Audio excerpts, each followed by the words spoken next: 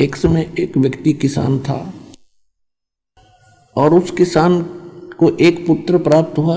उसकी पत्नी मर गई। उसने दूसरा विवाह कराया, उससे पुत्र हुआ। कुछ दिन के बाद वो पिता भी मर गया और उस बच्चे की मां भी मर गई। बड़े भाई का विवाह हो चुका था, छोटा भाई 10-12 वर्ष का था। एक पिता के थे, वह मां 2 थी उनकी। वो छोटे वाला रोगी हो गया किसी कारण से और रोग का ट्रीटमेंट उन्होंने कराया तो उसका कोई राहत नहीं मिल रही थी। महीना 20 दिन वो रोगी रहा। फिर उन दोनों पति पत्नी ने, बड़े भाई ने और उसकी बड़े भाई की पत्नी ने एक आपे विचार किया। उन्होंने विचार किया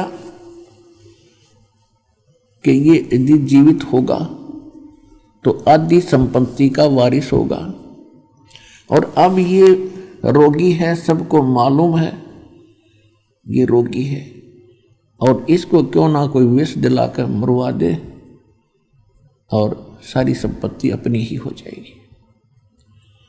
विनाश काले विपरीता बुद्धि हो ही जाती है।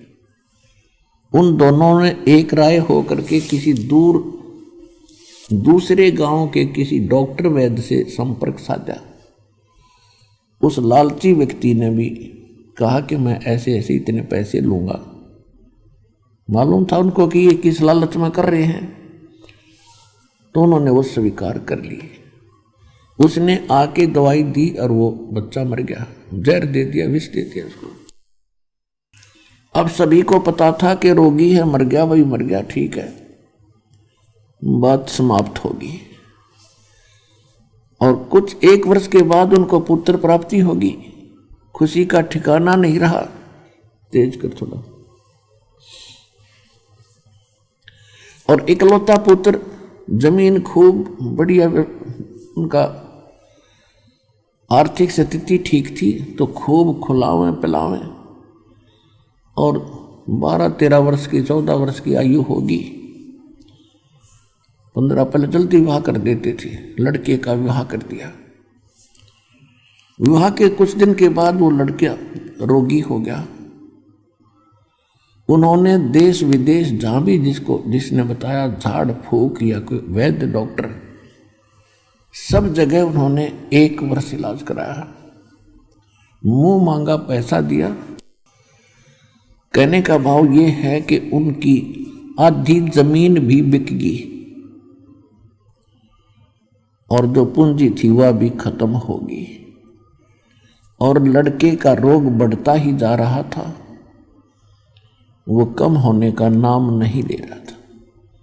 लड़का अस्थि पिंजर शेष था। उसका पिता वहां उसके पास बैठा था, चारपाई पर वो लड़का लेटा था। उस लड़के ने कहा कि भाई साहब, मेरा कफन तैयार करो, मेरी लकड़ियां तैयार करो, मैं अब जा रहा हूं। अब उसके पिता ने सोचा बच्चे का दिमाग की हालत भी बिगड़ गई, मुझे भाई साहब कह रहा है। वो कहता है कि मैं आपका पिता हूं बेटा, भाई नहीं हूं। उसने कहा कि तू मेरा भाई है, मेरी दिमागी हालत ठीक है, आपकी बिगड़ी थी। अब क्या मतलब कि मैं आपका वही भाई हूं, तेरा पुत्र बनकर आया हूं, जिसको तूने विष देकर मारा था 50% संपत्ति प्राप्त करने के लालच में। आज हुआ मेरी संपत्ति मैंने वापस ले ली, तेरा आधी छोड़ दी है और अब मैं जा रहा हूं। कि वाह भाई वाह। अब उसको उस समय धक्का लग गया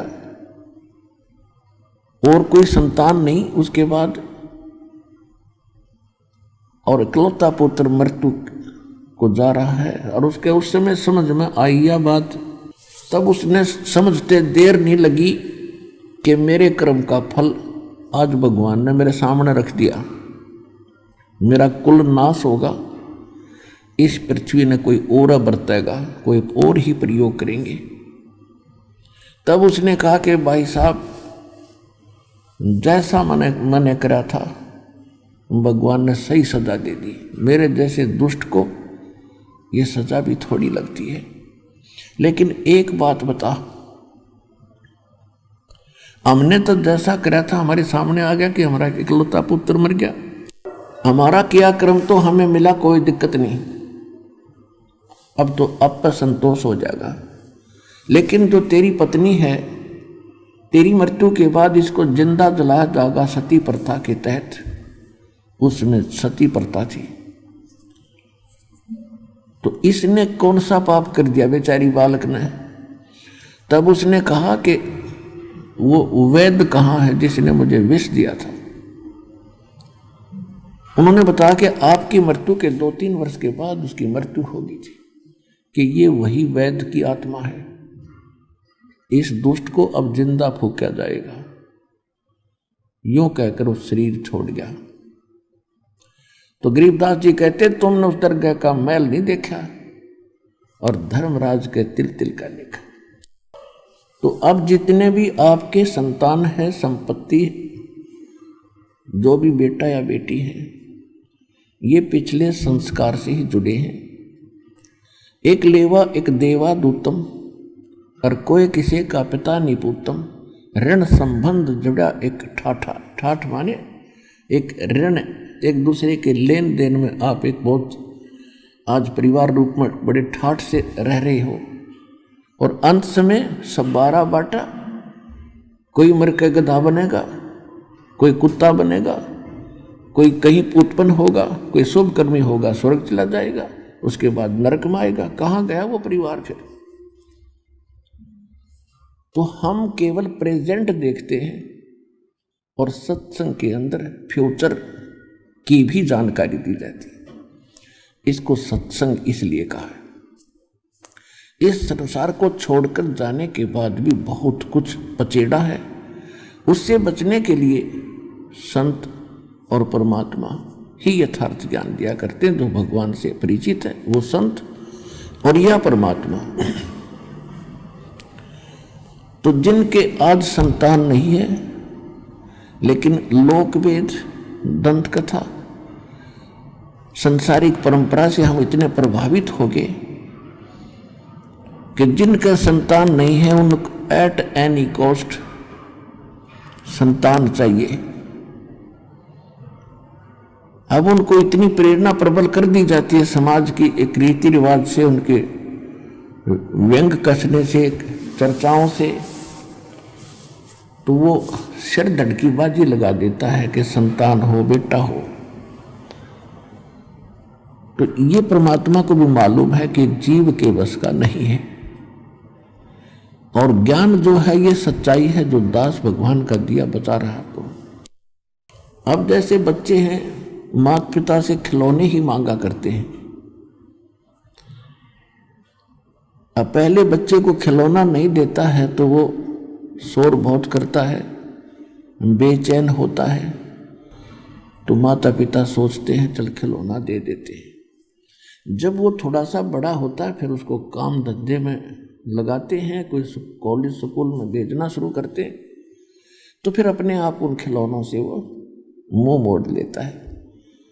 तो जो भी सांसारिक संपत्ति आप मांगने आते हो, आप खिलौने मांगने आते हो, तो परमात्मा आपकी एक विशेष देखता है कि यो खिलौने मांगे हैं अब तो आपको लालच में लगाने के लिए वो खिलौने भी एक बार देगा। और कोशिश ये करेगा इस ज्ञान से समझाऊं कि अब बहुत जन्म हो गए आपने इन खिलौनों से खेलते हुए, अब कुछ और काम भी कर लो।